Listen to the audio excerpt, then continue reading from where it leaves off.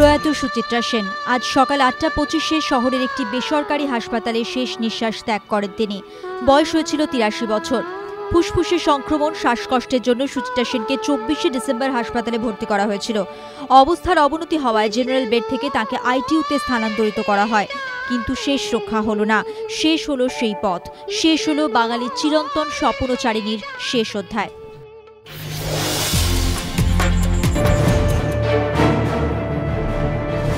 লোকসভা নির্বাচনের আগে রাহুল গান্ধীকে আনুষ্ঠানিকভাবে প্রধানমন্ত্রী পদপ্রার্থী ঘোষণা করছে না কংগ্রেস। বৃহস্পতিবার ওয়ার্কিং কমিটির বৈঠকে এই সিদ্ধান্ত হয়েছে। এদিনের বৈঠকে রাহুলকে প্রধানমন্ত্রী পদপ্রার্থী ঘোষণা করার পক্ষে জোরালো দাবি ওঠে, কিন্তু সোনিয়া জানিয়ে দেন ভোটের আগে প্রধানমন্ত্রী পদপ্রার্থী ঘোষণা করাটা কংগ্রেসের প্রথা নয়, তাই এবারও তা করা হবে না। তবে প্রধানমন্ত্রী পদপ্রার্থী ঘোষণা না করা হলেও ২০১৪ লোকসভা নির্বাচনে রাহুলের নেতৃত্বেই প্রচারে নামছে কংগ্রেস। বিজেপি নরেন্দ্র মোদীকে প্রধানমন্ত্রী পদপ্রার্থী ঘোষণা করলেও সে পথে হাঁটল না কংগ্রেস। যদিও নির্বাচনের পর কংগ্রেসের নেতৃত্বে সরকার গড়ার পরিস্থিতি তৈরি হলে রাহুলকে যে প্রধানমন্ত্রীর পদে দেখা যাবে তার কিন্তু স্পষ্ট ইঙ্গিত দিয়েছেন জনার্দন দ্বিবেদী। সোনিয়ার এই সিদ্ধান্তকে রাজনৈতিক কৌশল হিসেবে দেখছেন পর্যবেক্ষকদের একাংশ। তাদের মতে টানা ১০ বছর ক্ষমতায় থাকার পর কংগ্রেসের বিরুদ্ধে প্রতিষ্ঠান বিরোধী যে হাওয়া বইছে তাতে লোকসভা নির্বাচনে ফল খারাপ হওয়ার প্রভূত সম্ভাবনা। তাই এই পরিস্থিতিতে রাহুলকে প্রধানমন্ত্রী পদপ্রার্থী করা হলে খারাপ ফলের যাবতীয় দায় তাঁর ঘাড়ে পড়ত।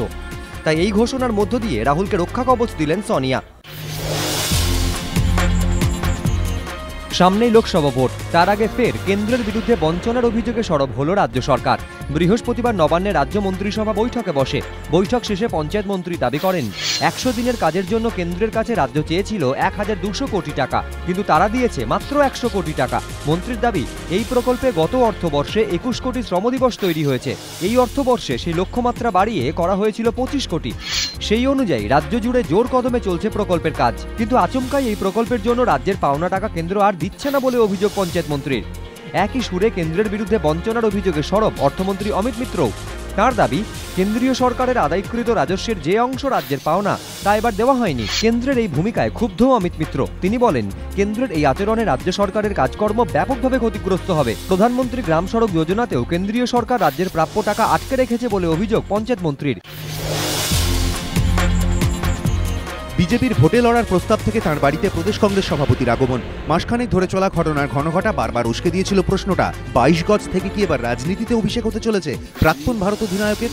স্পষ্ট উত্তর না দিয়ে ধোঁয়াশা বজায় রেখেছিলেন স্বয়ং সৌরভ। শেষ পর্যন্ত উত্তরটা দিলেন বৃহস্পতিবার সন্ধ্যায়। বললেন রাজনীতিতে আসতে চান না, খেলার মাঠ তাঁর আসল জায়গা, থাকতে চান সেখানেই। তার রাজকীয় অফ ড্রাইভের মতোই যাবতীয় জল্পনার সপাটে উড়িয়ে দিলেন সৌরভ গঙ্গোপাধ্যায়।